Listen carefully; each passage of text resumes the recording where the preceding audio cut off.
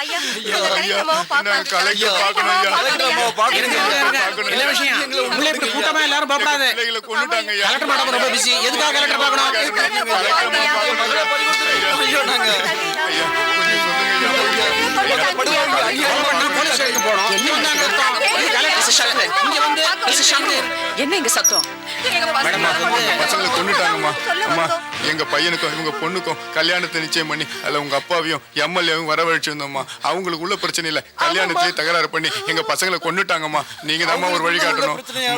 குத்து வெட்டு கலாட்டான்னு ஆகி கல்யாணம் நின்னு போச்சுக்கம்மா. கல்யாணம் நின்னு விட்டு ஓடி போய் கல்யாணம் பண்ணிட்டாங்க. அப்பவும் அவங்கள விடலம்மா. நாங்க நிறுத்தின கல்யாணத்தை நீங்க எப்படி அதனால அவங்கள நடத்தலாம்னு சொல்லி கொன்னுட்டாங்கம்மா. ஒரு நிமிஷம் இருக்க. போலீஸ் ஸ்டேஷன்ல கம்ப்ளைண்ட் பண்ணலையா? கொடுத்தம்மா. யாரும் அதை எடுத்துக்கலம்மா. வழி காட்டுங்க. சரி ஒரு நிமிஷம் இருக்க. மிஸ்டர் சங்கரன், எஸ்பி ஆபீசரை கரெக்ட் பண்ணுங்க.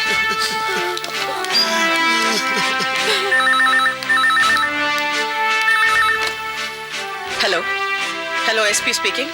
நான் கலெக்டர் பேசுறேன். சொல்லுங்க மேடம்.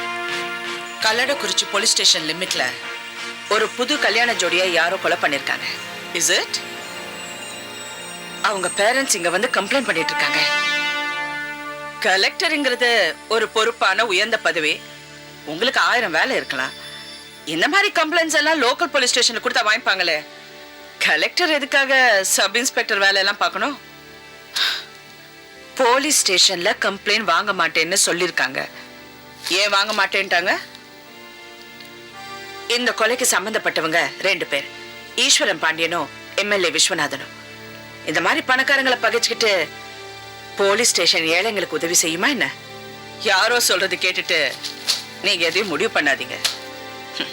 நான் யாரோ சொல்றது கேட்டு முடிவு பண்ணல. பாதிக்கப்பட்டவங்க இங்க உட்கார்ந்து அழுதுட்டு இருக்காங்க. இப்ப நான் என்ன பண்ணணும் சொல்லுங்க. முதல்ல பாதிக்கப்பட்டவங்களோட கம்ப்ளைண்ட் வாங்கி எஃப்ஐஆர் ஃபைல் பண்ணுங்க.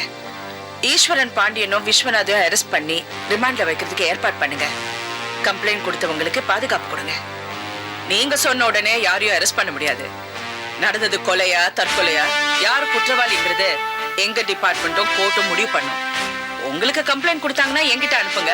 நான் அதை விசாரிச்சு என்ன செய்யணும்னு பாக்குறேன். Please to it.